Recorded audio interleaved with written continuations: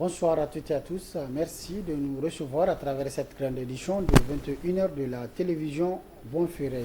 Parlons politique dans cette édition avec cette déclaration d'adhésion livrée hier soir à Ndunga dans le département de Kolo. Il s'agit donc d'une adhésion de plusieurs personnes au bureau communal du PNDS Tareya de Ndunga. Ces personnes ont donc décidé de quitter leur formation politique pour le PNDS Tareya. Ils ont été donc accueillis à bras ouverts par la coordination PNDS Tareya de Kolo, n'est-ce pas, Youssouf Haïdara et Ibrahim Ousmane. Les nouveaux adhérents au parti PNDS Tareya sont venus des partis Amen Amen, PJP Doubara, Moda FA Lomana et autres partis. Dans leur déclaration d'adhésion, les nouveaux militants du PNDS Tareya ont expliqué les raisons qui les ont poussés à choisir le PNDS. Vu le programme de la Renaissance Acte 3 du président de la République, chef de l'État Mohamed Bazoum pour le bonheur des Nigériens, vu l'engagement du président de la République Mohamed Bazoum pour garantir la sécurité de tous les Nigériens en dotant nos forces de défense et de sécurité des armes en quantité et en qualité de dernière génération, vu l'engagement personnel du président de la République Mohamed Bazoum pour faire en général de l'éducation un levier de développement durable, un changement de comportement des Nigériennes et Nigériens en particulier, la scolarisation de la jeune fille se traduisant par la construction concrète des internats pour les jeunes filles. Nous, militantes et militants des partis Amen Amen, Doubara, Lumana Africa et autres partis, déclarons solennellement notre adhésion à partir de ce jour dimanche 16 octobre 2022 au parti PNDS Tareya. Les nouveaux adhérents ont été accueillis à bras ouverts par le coordinateur départemental du PNDS Tareya Kolo. Une occasion saisie par ce dernier pour rappeler les valeurs que défend le parti rose. Nous avons entendu votre déclaration.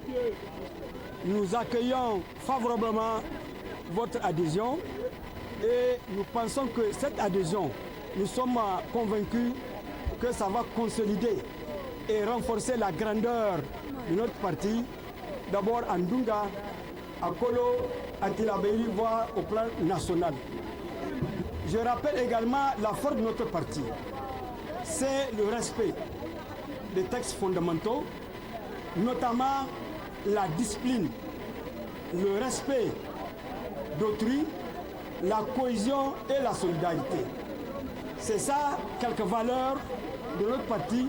Si vous avez compris, depuis la création du parti, nous n'avons pas connu de division interne au sein du parti, particulièrement les membres fondateurs. Le PNDS Tareya, un parti du peuple au service du peuple et qui prône la cohésion sociale entre les Nigériens. C'est le tableau que la députée nationale Bibata Nkoyi a présenté aux nouveaux adhérents. Tareya wo, nini kanka hunkuna, de nini kanka jiri waranza, aran kula fo hanka hanika partiora. Au PNDS Tareya, tous les militants sont égaux. Vous qui êtes venus aujourd'hui et ceux qui le sont il y a 30 ans, vous avez tous les mêmes obligations et droits vis-à-vis du parti. Soyez donc les bienvenus au sein de la grande famille.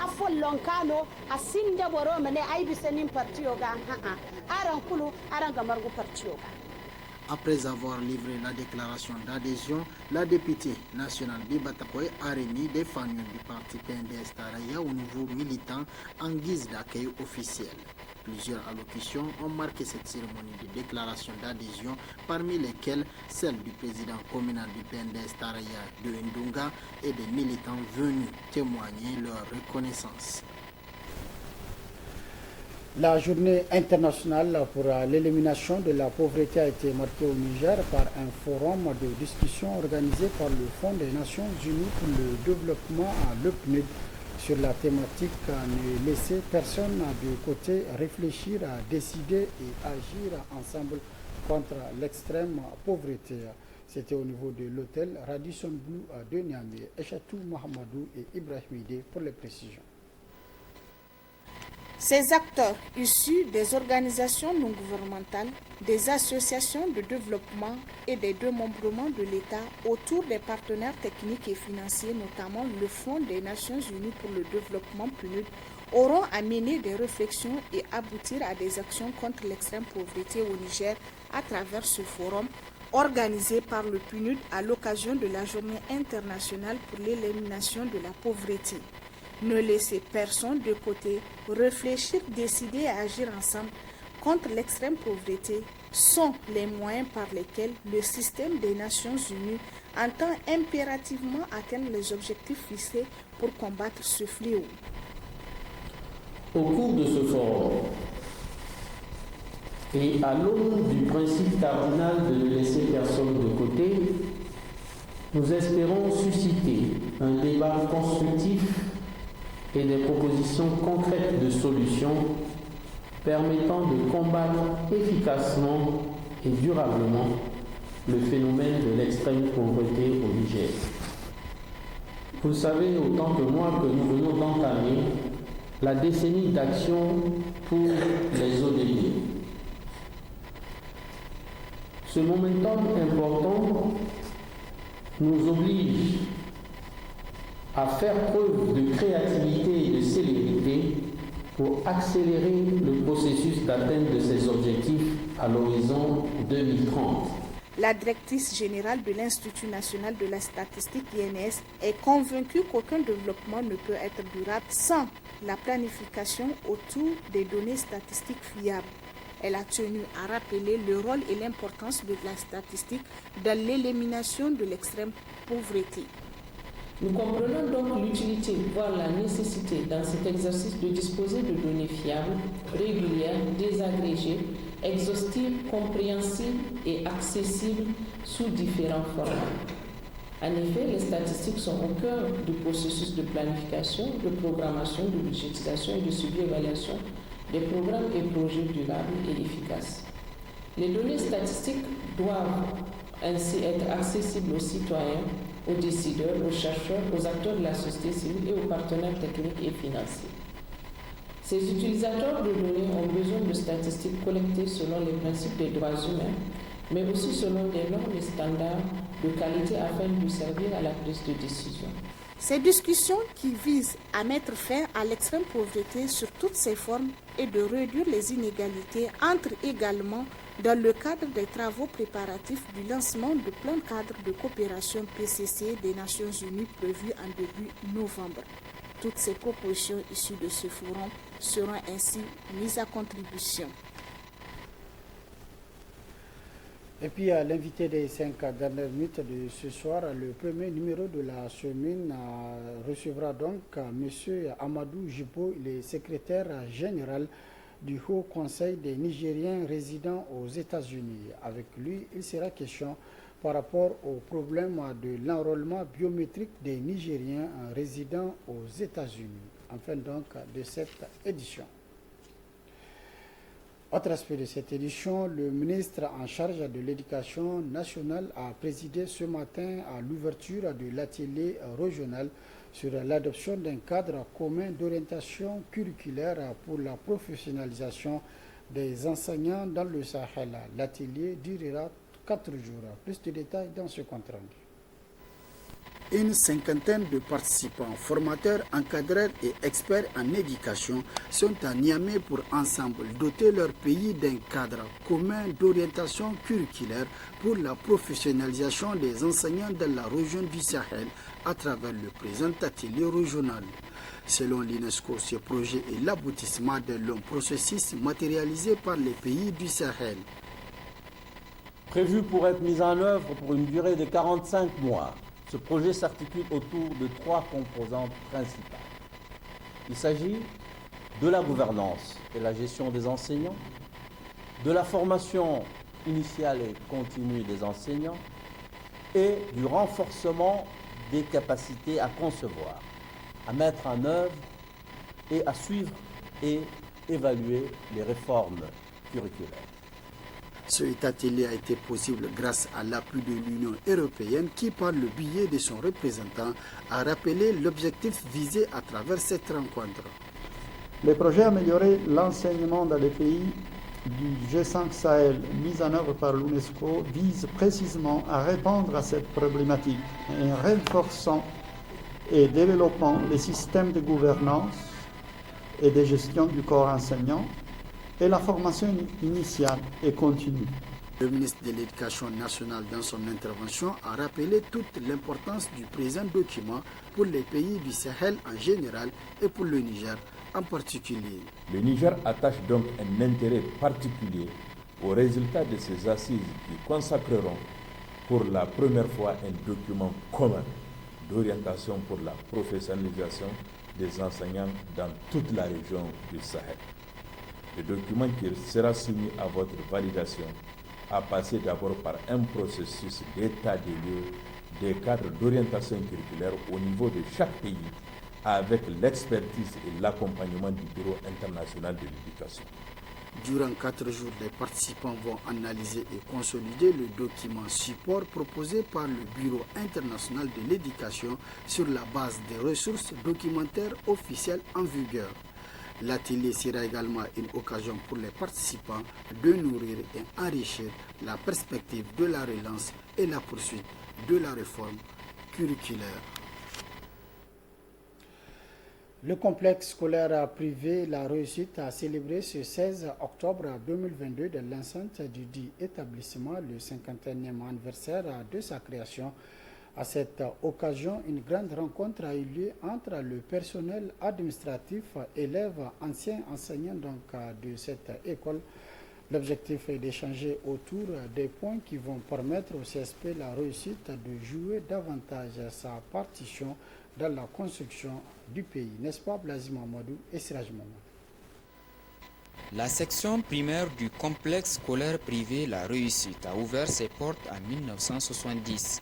Le collège, lui, a vu le jour en 1983.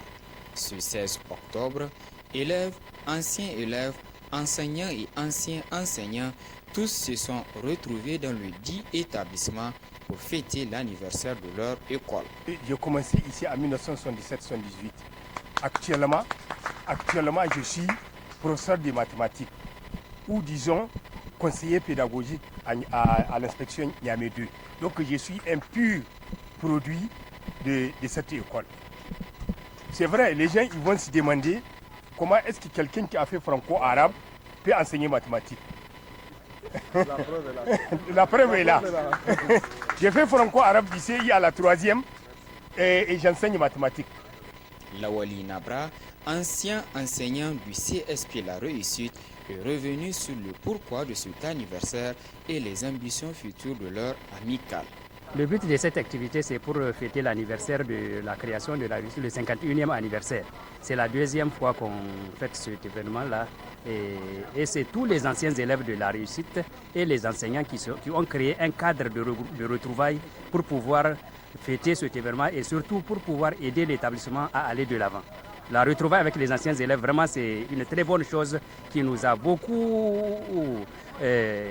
motivés à créer ce cadre-là. Le fondateur de cette école a lui exhorté les bonnes volontés à s'investir dans la promotion de l'enseignement afin d'aider et d'accompagner le gouvernement dans sa politique éducative. Maintenant, ce qui m'anime, c'est-à-dire le niveau des élèves. Parce que quand on voit chaque fois le niveau est en train de se baisser, il faut qu'on revoie quelle est la cause. Parce que c'est la base. Quand vous regardez, c'est au niveau de l'école primaire. Il faut qu'on puisse faire le moyen pour aider les enfants là à travailler de leur base. Parce que l'enfant, CI, CE1 et CM1, si les 3 classes là sont bien, tout le reste seront bons. Et collège 6e et 4e. Et ce que je souhaite, que nos collègues prennent du courage et les enseignants, qu'ils ne restent pas comme ça, et l'État aussi, d'amener leur contribution. Au cours de cette rencontre, élèves, enseignants et anciens enseignants ont tous échangé autour des mots qui minent l'éducation de façon générale au Niger et au CSP La Réussite en particulier. L'idée est de trouver les voies et moyens permettant à l'école de contribuer à la construction du pays via l'éducation. Les étudiants de l'université André Salifou de Zander sont sortis ce matin pour montrer leur colère suite à la non-satisfaction de leurs revendications. Ils demandent également des meilleures conditions de vie et de travail. La manifestation a été donc dispersée par les forces de l'ordre. Plus de précisions dans ce compte rendu. Il n'y a pas eu d'accès toute la journée sur la voie principale menant vers l'université de Zander. La voie a été barricadée par les étudiants de l'université André Salifou de Zander pour montrer leur mécontentement face à la non-satisfaction de leurs revendications. Les manifestants ont été dispersés par les forces de l'ordre. Nous avions décidé de sortir barricader cette route pour exiger la prise en compte de nos différentes revendications. Parmi nos revendications, il y a d'abord la route là qui mène à l'université. 4 ans aujourd'hui que nous sommes en train de nous battre pour que cette route-là soit bitumée. Aujourd'hui, le financement est acquis, mais très malheureusement, après 3 mois du lancement officiel des travaux, rien de concret n'est observable sur cette route-là. Il y a la question de nos camarades de l'Institut universitaire de technologie qui sont également aujourd'hui laissés à leur propre sort. Ces camarades ont fini leur stage, mais ils ont manqué cet encadrement-là pour rédiger leur rapport de stage. Et c'est de la responsabilité de l'État, de la responsabilité du ministère de l'Enseignement supérieur d'assurer quand même l'encadrement à ces étudiants-là. C'est ce que nous sommes en train d'exiger aujourd'hui à ce ministère. Nous avons aujourd'hui plus de 10 mois d'arriérés de bourse, s'il vous plaît, écoutez. Plus de 10 mois d'arriérés de bourse dans un pays qui se respecte. Et même l'aide sociale, en réalité, nous sommes toujours en train d'attendre la sortie de la liste, à plus forte raison estimée quand même un quelconque paiement de cette dernière. Donc c'est pour toutes ces raisons, il y a beaucoup de problèmes. Notre université n'est même pas clôturée aujourd'hui, il n'y a pas assez de salles de cours. Cette année, nous sommes en train d'attendre ou d'envisager plus de 4000 étudiants qui vont nous rejoindre à l'université André Salifou de Zander. Mais imaginez, jusqu'à preuve de contraire, les conditions d'un bon apprentissage académique ne sont loin d'être réunies quand même à l'université de Zander. Ce mouvement d'humeur, selon le NUS, est en guise d'avertissement aux autorités du pays pour la résolution définitive de ses préoccupations. Il fait suite également à plusieurs actions de l'UNUS, mais aussi de la suite logique de la suspension des activités académiques de 60 heures à l'université de Zander à compter de ce lundi 17 octobre 2022. Retour dans ce journal avec votre rubrique l'invité des 5 dernières minutes. Aujourd'hui, Abdulrahman Younoussa Issa évoquera avec son invité M. Amadou Jibo, secrétaire général du Haut Conseil des Nigériens résidant aux États-Unis, les problèmes d'enrôlement biométrique des Nigériens résidant aux États-Unis. Suivez plutôt. Très bonne réception. Au revoir.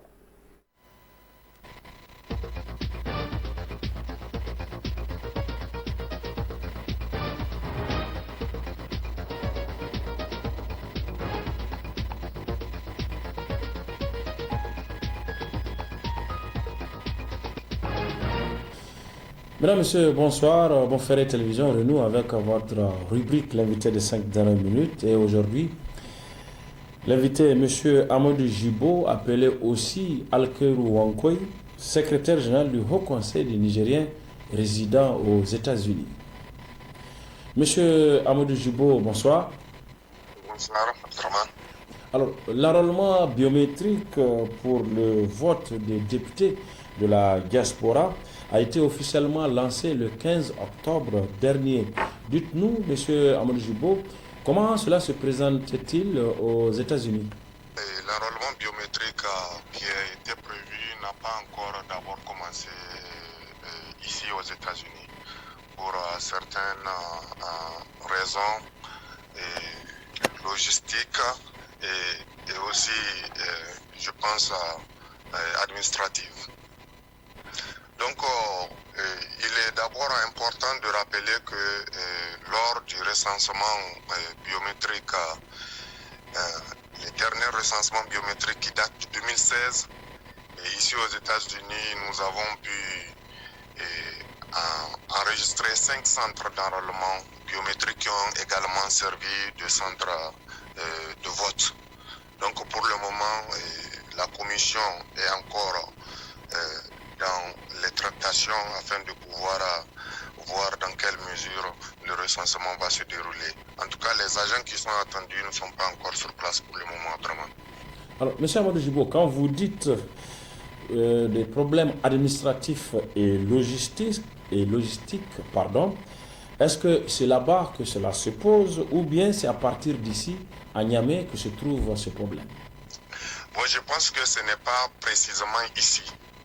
Et c'est au niveau des agents qui devraient se déplacer pour venir procéder à l'enrôlement des Nigériens résidant ici aux États-Unis. Pourquoi, selon vous, il y avait 5 centres d'enrôlement en 2016 et c'est seulement 1 ou 2 centres qui sont prévus pour cette fois-ci? Bon, effectivement, c'est ce qui a d'ailleurs suscité beaucoup de frustration du côté de la communauté nigérienne vivant aux États-Unis, parce que les derniers recensements, comme je viens de vous le dire, datent de 2016. Et aujourd'hui, nous sommes en 2022, ça fait 7 ans Abdraman, presque 6 ans, excusez-moi. Donc après 6 ans, normalement, on doit s'attendre à une multiplication du nombre de centres dans de bonnes conditions. Mais malheureusement, aujourd'hui, nous nous sommes retrouvés pas avec les mêmes centres d'ailleurs utilisés précédemment, mais plutôt avec un seul centre, comme l'avait dit la CENI, à savoir New York City pour tous les Nigériens résidant aux États-Unis. Vous êtes à peu près combien de Nigériens qui vivaient ou qui résidaient aux États-Unis? Est-ce que vous en avez une idée qui sont susceptibles donc d'être concernés par cette opération d'enrôlement? Et Abdraman, compte tenu de la répartition, ou je dois dire la configuration des États-Unis, les Nigériens sont vraiment nombreux et répartis un peu partout sur le territoire américain. Et même lors des derniers recensements, je peux vous dire que ce n'est pas tout le monde qui a pu se recenser. Donc même le nombre qui a été reçu la dernière fois ne reflète pas réellement la réalité de toute la communauté nigérienne vivant aux États-Unis. C'est pourquoi nous sommes en train de voir dans quelles conditions cette fois-ci on peut créer vraiment les conditions pour que tous les Nigériens qui sont ici puissent se faire recenser dans de bonnes conditions comme ceux du Niger sur le territoire nigérien ont pu le faire. En termes clairs, donc, M. Amadou Jibo, beaucoup de Nigériens vivant aux États-Unis risquent de ne pas pouvoir accomplir leurs devoirs et même leurs droits citoyens à cause du nombre limité de centres d'enrôlement. Exactement, Abdraman. Parce que les États-Unis, c'est un continent, c'est pas un pays. Donc pour nous, on ne peut pas comparer l'Amérique à certains pays comme l'a fait la CENI. Parce que je peux excuser-moi de cela, parce que je pense que certaines personnes qui prennent certaines décisions ne connaissent pas réellement la réalité sur le terrain. Les Nigériens sont nombreux, il y a un nombre important de foyers de Nigériens dans presque tous les États aujourd'hui. Et dire que c'est New York City seulement qui sera utilisé comme centre d'enrôlement à Abdraman, je vous garantis qu'au sein de New York seulement, même si c'est de l'argent qu'on va distribuer, qu'on dise qu'on va commencer à Brooklyn, il y a des gens de Harlem ou de Bronx ou de Queens qui ne vont pas l'avoir. Et quand on tient également compte de la distance qui sépare les États, moi personnellement, je suis actuellement en Caroline du Nord. Et à Caroline du Nord, pour aller à New York, Abdraman, ça me prendra au moins 10 heures à 11 heures en véhicule. C'est comme si on demande à quelqu'un de Tawa de venir s'enrôler à Niamey ou quelqu'un d'Agadez de venir s'enrôler à Dosso. C'est exactement à cela que l'on peut comparer cette situation. Donc ce serait vraiment très très difficile, voire même impossible pour les Nigériens de pouvoir s'enrôler dans de meilleures conditions ici. Qu'est-ce que le Haut Conseil des Nigériens résidant aux États-Unis, c'est-à-dire votre organisation, qu'est-ce que donc vous proposez alors? Lors de la première réunion de prise de contact qui s'est tenue à l'ambassade. Nous avons assisté et c'était lors de cette première rencontre que nous avons appris que c'est un seul centre qui est en train d'être réservé aux États-Unis, à tous les Nigériens pour qu'ils puissent se recenser aux États-Unis. Donc nous leur avons vraiment expliqué la situation et la réalité sur le terrain. Et parce que nous avons proposé à ce qu'on interpelle la CENI pour que cette situation soit revue et le nombre soit revu à la hausse pour que même si on ne peut pas augmenter, qu'on maintienne normalement au moins les 5 centres précédemment utilisés en 2016 pour l'enrôlement biométrique, à savoir New York, Pennsylvanie, North Carolina, Indianapolis et bon, c'est l'État qui est Indiana et à Washington également qui a été utilisé. Donc c'est ça les 5 centres précédemment utilisés. Donc la commission administrative a écrit une lettre à la CENI, mais malheureusement cela n'a pas été pris en compte. Donc nous n'avons pas encore reçu comment dirais-je, une réponse favorable à cette requête. Donc après la réponse de la CENI, nous avons également été saisis par l'ambassade et on nous a informé que c'est toujours le même centre de New York qui a été utilisé, qui va être utilisé à Draman. Donc avant-hier, cela fait 2 jours, on nous a informé qu'il y aura un autre centre qui sera ajouté, à savoir Washington. Alors que même si on tient compte de la configuration, comme je l'ai dit, des États-Unis, New York n'est pas le centre.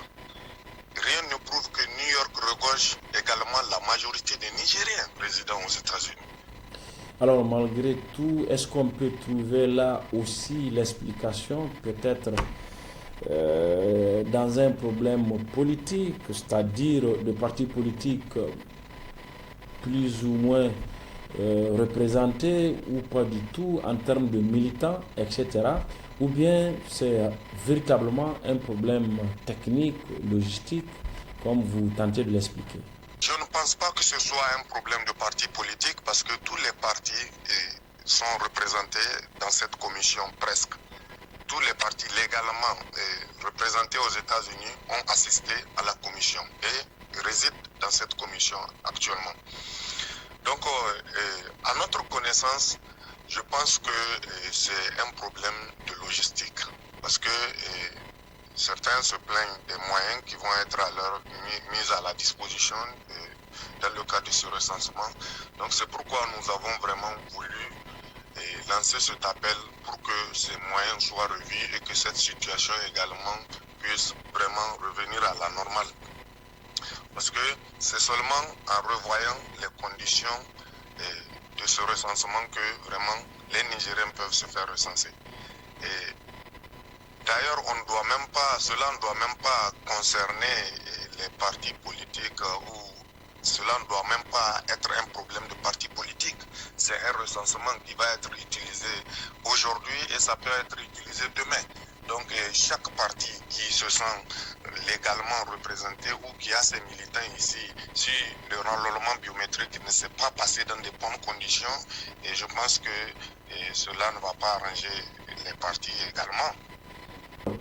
Est-ce que aujourd'hui, au moment où nous parlons, finalement, vous avez une idée de quand vous allez commencer à être enrôlé avec ce problème qui se pose, ou bien non, vous n'en avez aucune idée, vous êtes dans l'expectative totale? Bon, Draman, nous avons juste pris une décision récente au sein de notre communauté où le Haut Conseil des Nigériens résidant aux États-Unis pour vraiment informer que dans ces conditions, selon la composition de la CENI, nous sommes dans cette commission. Donc, après avoir pris connaissance que c'est toujours le centre de New York qui va vraiment être utilisé, nous avons pris une décision de vraiment ne pas continuer à siéger dans la commission jusqu'à satisfaction. Parce que la seule condition pour nous, c'est au moins de tenir compte au moins des 5 centres précédemment utilisés pour que le minimum des Nigériens puissent se faire recenser. Et si normalement cet enrôlement soit réussi, on doit aller même au-delà de 5 centres, les 5 centres précédemment utilisés. Parce qu'il y a des États tels que Ohio qui regorgent vraiment un nombre important de Nigériens. Des États tels que Michigan qui ont également un nombre important de Nigériens. Monsieur Amadou Djibo, c'est votre dernier mot? Oui, bon, mon dernier mot serait vraiment de lancer notre cri de cœur au gouvernement pour que cette situation, comme nous l'avons dit, puisse être vraiment revue. La CENI, je sais que c'est des moyens qui ont été mis à sa disposition pour que la CENI revienne sur sa décision et vraiment de revoir le nombre de bureaux de vote ou de centres d'enrôlement à la hausse. Au moins, même si on n'augmente pas, même si on ne double pas ce nombre, c'est d'ailleurs la chose à laquelle nous nous attendions, mais nous demandons qu'on maintienne au moins les 5 centres précédemment utilisés. Vraiment, cela créera les conditions pour les Nigériens de pouvoir s'enrôler ici aux États-Unis. Monsieur Amadou Djibo, merci. Merci beaucoup. Merci à vous également de nous avoir reçus chez vous. Excellente soirée. Au revoir.